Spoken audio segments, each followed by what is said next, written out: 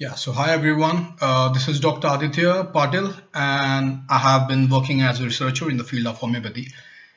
So जैसा कि आप देख रहे हो अभी कि there is a lot of chaotic situation in the market that whether the IU system should be implemented in taking care of such COVID-19 patients. Then, as such, WHO has declared that each and everyone should give their best with probable protocols. There are four or five probable protocols have been came up for having an initial pilot phase studies on testing with COVID-19 patients. But up till now, we have not got any yet approved treatment protocol as such for treating such conditions. Okay. So meanwhile, what happened is there are so many protocols building up. As we can go in the Lancet, the journal, you will be able to understand that over a day a lot of people are giving their efforts in bringing up some new protocols and some new medicines, some new combination therapies, some new vaccine trials in animal models and all. Aim is just to safeguard the humanity in such tough times. Okay, so the aim of this video was after going with so many protocols, and I think so I have been deliberately been in contact in various WhatsApp groups. Whatever I come to read, I just try to share each and everything. But over the time, I realized that some of the papers need to be highlighted as such that people have worked in homeopathy and they have published, not only published, but they have even shown some preclinical data which are based mainly on the basic science models, and the results are also more challenging and to be acceptable as such. So this is what everything is all about. So before going ahead, for all the viewers who would like to see this video, I would like to give you some feedback about a paper which was published in 2015. The journal name is the Homeopathy and it's in the elsewhere. The name of the title is about the immunological models in high dilutions, research following by M. Bestide. Okay, so ये जो paper है ये paper दो research scientist ने लिखा है. So basically one is Leono Vilano Bonaman and Paulo Bilavit. Okay, the first scientist is from the Brazil group and the second is from the Italy. Okay, so now let me give you some brief abstract about this paper. Is in 1994, basically the Madeleine Bestide described experimental models in immunology that were used during the 1980s to investigate high dilution effects on several biological systems. She classified the available papers in four categories. Number one, high dilutions of antigens, high dilutions of thymus, bursa, and other hormones, high dilutions of cytokines, immunopharmacological activity of silica. The studies about high dilutions of antigens were not continued after this period, but gave rise to a long process of a series of in vitro models on antigens and histamine dilutions that led to the demonstration of the biological modulations effects of these parameters on basophil degranulations. Okay, during this process, a multi-center study was performed with a high degree of reproducibility among different independent laboratories. See, the basic thing is whenever you're working in developing for any antigen antibody experiment, so as you can say for identifying any antiviral properties, so you must be knowing the basic of science, that is the immunological cells which come into play the roles, the pro-inflammatory cells, the immunological organs which are very important, and the most important thing is on which cell lines are you testing this everything. Okay, so now it was the year in 1980 when Madeleine Bestide, she gave, I think so, around 14 years in experimenting homeopathy, specifically on preclinical studies, which were impacting more on the antiviral studies. Okay, so immunologicals and immunology and homeopathy, various research papers at that time have been come up in the background. Whether is there any similarity between the immunology concept and the homeopathy? Now, a sad thing is that these researchers were being able to acknowledge at a particular period of time. Okay, so if you try to understand, 1994 में ये सब किया गया था. इसका review 1994 से लेके 2014 तक जितने भी पेपर्स हुए इम्यूनोलॉजी के, उसके ऊपर इसका रिव्यू लिखा है. Okay, so after that they didn't had a chance, or rather than chance I would say that there were various other epidemics which are coming up, but such papers were not being able to replicate on a large scale implementations. Like for example, we have a pharma industries, we have Wilmer Shobe, we have SPL, we have St. George, we have even Helios, Boiron, various means we can say the pharma industries in homeopathy which are producing or which are manufacturing homeopathic medicines. Now there are a lot of research being done on various you can say clinical trials. As such, in India we have Central Council for Research in Homeopathy, which is day and night deliberately working on various research protocols to be given a scientific evidence on this homeopathic science, on experimenting it on humans. Okay, so ये सब जो मैं बोल रहा हूँ इस सब के बाद I have a reference of all these things. If you want, then you can go on Clinical Trial Registration of India CTRI website में जाके you can go in trial search and then you can type that homeopathy and ongoing trials. Okay, so वहाँ पे you will get a more database about which trials are currently ongoing, which are previously have been completed, which have been terminated, which trials are yet to be recruited. The same goes with the clinicaltrial.gov, which is a US based clinical trial registration. There also you can go and you can able to analyze the statistics between how many trials are getting enrolled in the research of homeopathy. So basically, because tomorrow if you wonder that today even if we want to run trial in this immunological models, having the previous data proved by preclinical studies, we want to work on a clinical trial. Like for example, now we have a COVID-19. Okay, so many of them are just, everyone is asking that what is the evidence, what evidence do homeopathy have in COVID-19. Okay, so ये questions क्यों आते हैं? The main reason is number one that previously we didn't had any trial registered as such in clinicaltrial.gov or clinical trial registration in India impacting any epidemic models. Getting it? There have been studies done on epidemic models, but yet they have been not yet got registered. Okay, you can cross verify these things. You can directly go on those websites and then you can check it out. Number two, even if you are having the evidence, it becomes very difficult for a researcher to make a correlation between the results of preclinical trials run with the animal models or cell models and then comparing with the clinical trials which are run on in vivo on human beings. Okay, trials run करने के लिए बहुत सारे parameters है. There are a lot of material you can get everywhere in these websites. You can get in Google also. You can even go for any online courses and understand how trial to be designed. But in homeopathy, the thing is, I think so it has been 200 years and over that we are still struggling on how these medicines act. Okay, so people are working, they have been doing day and night research experiments, they have some of the evidences with some of the academicians who are working in the colleges. It becomes difficult for them also that to replicate such studies and include them as in their dissertation parts. Okay, right now the thing is, if we have such research papers which are coming up with various evidences previously done on preclinical studies on the immunological models, such results should not be exempted.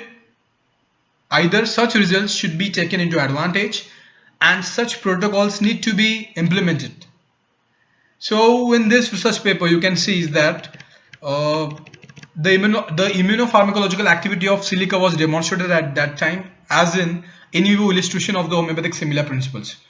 And you can see that a lot of experiments were performed on viral, bacteria and parasite infections to see whether any activity of phagocytes are being triggered by these homeopathic medicines or not. Okay, So coming up, this was a review paper as you can see it, and if you want you can go and you can just clarify it. Don't believe on me what I'm saying it, because right now it is a high time that we all need to be so educated that whatever information are we deliberating it or we are giving it in the media, it should be re-testified. It should be of more of authenticity and it shouldn't give any negative impact. Look for the benefit of the science. Okay, so coming up, let me give you a table which will highlight you some of the things. Now, biological effects of homeopathic thymulin. Now, thymulin is a medicine which is prepared in homeopathy. Now, this comes under, I think, the sarcodes, because it is one of the glands, thymus, you can say it, from where this medicine is getting prepared. And various dilutions, I mean to say, in the potencies in homeopathy. For the basic science people, the dilutions is nothing but when you are, it is a basic procedure, you are diluting it. Okay, so there is a difference in understanding when it comes towards the research perspective. Why? Number one, when you speak of dilution as per the terms of basic science, they come up with the terminology that the Avogadro constant. That is the game, and this is the end where further discussion don't happen in such situations. Okay. When you come into homeopathic perspective, these concepts are totally reversed, or you can say they get totally inversely changed, because we don't believe in as such Avogadro constant number. Because why we don't believe in, because over the period in 2010 and various research group have performed the nanoparticle experiments in identifying the nanoparticles above the high dilutions, okay, which is above the Avogadro constant. Okay, even there are researchers who are contradicting this research papers of understanding that how you can say that the basic science Avogadro constant philosophy, not philosophy, I mean to say the exactness of that number, how homeopathy can challenge such numbers when the whole uh, crux or the whole of the basic science relies on that thing. So this is where it is a big challenge in homeopathy to bring up such high evidences. Uh, need to be experimented and get published in various Scopus Index high impacted journals, so that there must be an open mindedness for all the researchers who are working in this field as to take this field as a challenge and to give some of the new evidences. Okay, so coming towards the thymolin potency, 9C and 5C's CH, these were the potencies that were used. So these were the lower potencies. If you try to lower potencies, if you try to understand, 6C is the potency where the Avogadro numbers gets completed as per the basic science. But if you try to understand that after 6C, ideally in human clinical trials and in human case reporting studies, even in the private practice, we try to give medicines majorly above 30C to 100C, and based upon various approaches, individualized, non-individualized, you can go patent approaches, and there are various things. Okay, but then too we are getting the results. Okay, so many of them are about that when it comes to a level of evidence. So how are you going to categorize these results? Because case report evidence are weakest evidence and stronger ones are the meta-analysis. So it's definitely you can't say a problem, but homeopathy believes on individualized therapy, and as such, if you go for meta-analysis studies, individualized therapy definitely will not have so impact, because you have to design a particular trial with a control, having with randomly design it with active treatment, and the active treatment must be already been discovered, means it would have a particular duration of the dosage and all, and that need to be implemented. But when it comes to an individualized therapy, it is very difficult, because the we try to interrogate the patient in detail and not what exactly uh, the pharmacology of the drug goes into it, because the two concepts are different as per the perspectives of the basic science and as per the homeopathy. So when speaking on this thymolin potency, when these were used in the biological effects, when studying the immunological models, the effects what they have observed is in 1985, Bestair and et al. This group, they identified the reduction of T cell response against tumor in mice. Okay.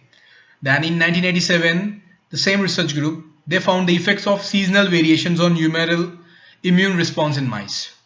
Uh, Increase in spleen and bursa reactivity and reduction of broiler mortality at 40 days of life. That was conducted in 2012. Then Bonoman and her group in 2013 showed the effect of increase in peritoneal B1 differentiation into phagocytes and reduction of BCG infections. Okay. Then again in 2012 and 2014, the research group from Sequeira and Santana, they gave the input that almost doubling of B peritoneal cells after viral antigen challenge. So that is something you can say challenging evidence. And 65% more B1 cells in the spleen in mice infected with Leishmania amazons, with 30% reduction of local parasite infections. Getting it?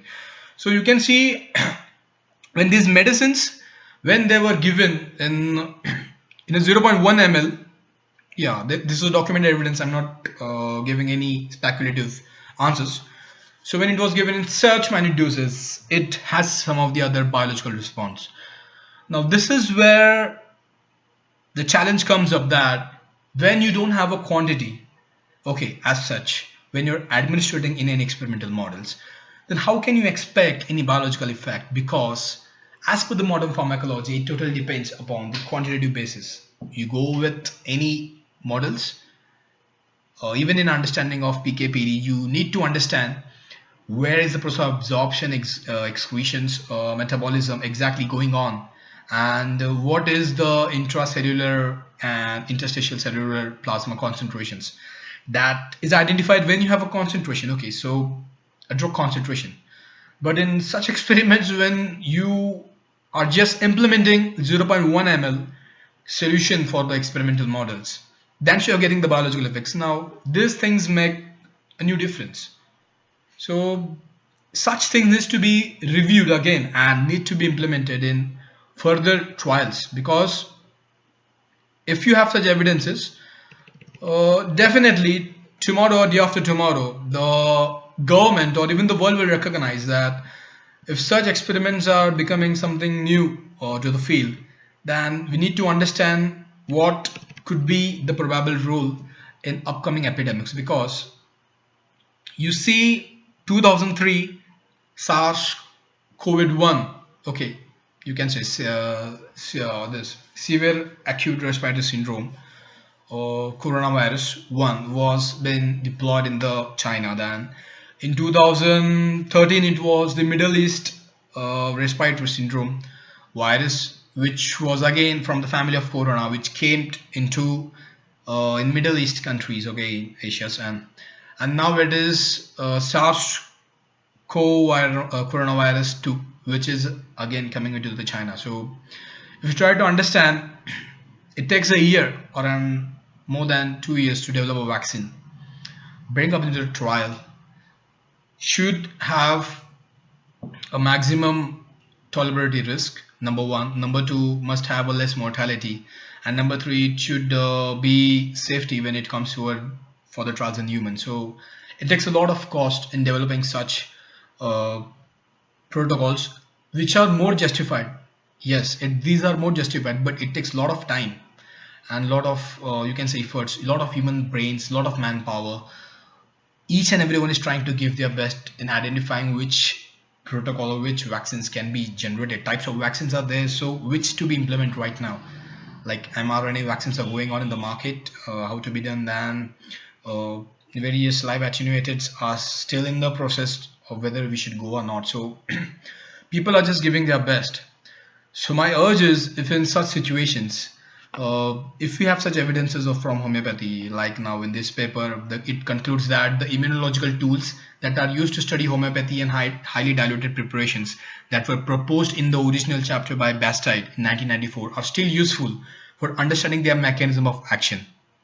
New and refined models were developed from 1994 to 2014 for this purpose, but the upcoming homeopaths or the upcoming budding MDs or those who want to take homeopathy as a field of research, my sincere request for them is that you should take such models and you should experiment it so that tomorrow at least we have some of the hardcore proofs, because right now when people are commenting that homeopathy is nothing but a placebo and it doesn't have any evidence on coronavirus, why they are saying it? Because we don't have a publication title or entail about coronavirus and homeopathy. Now there are various papers and various blogs coming up right now in the market about homeopathy and coronavirus, about how it can be triggered. Now various physicians are giving their inputs, like Dr. Rajan Shankaran, Dr. George Vithalgos, we have Dr. Ajit Kulkarni, then various uh, authorities are involving in giving their protocols, like the IAHP, the HMAI,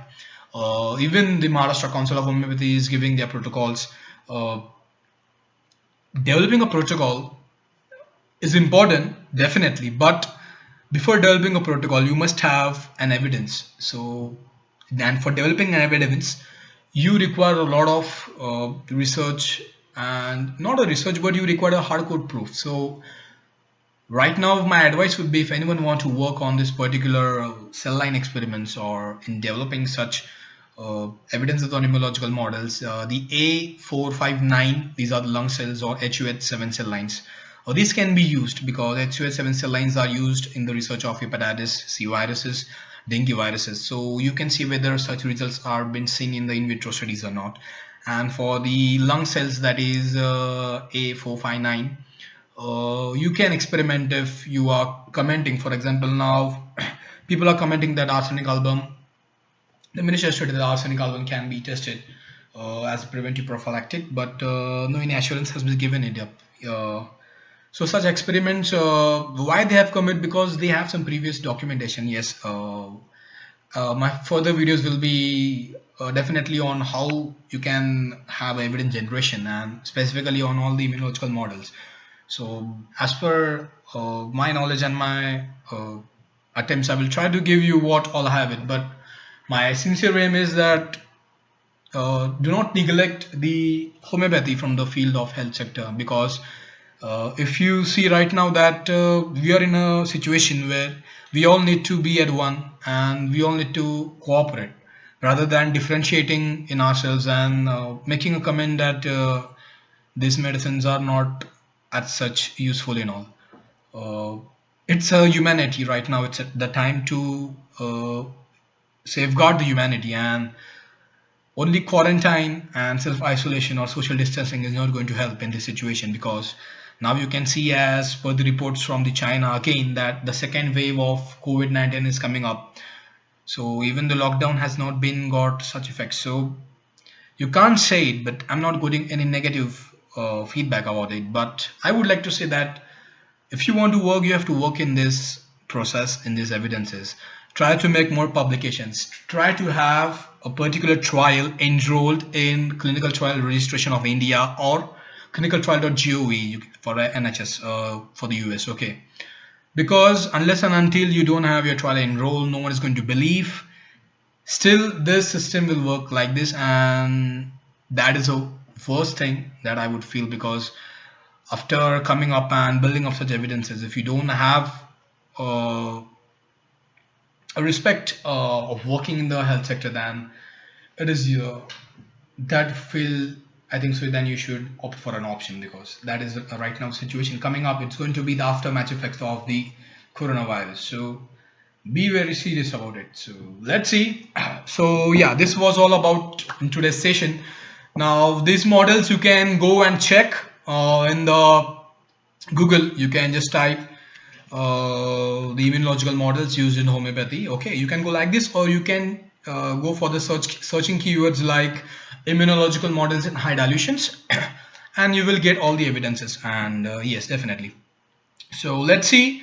Let me know what all things you would like to have to discuss on this particular topic.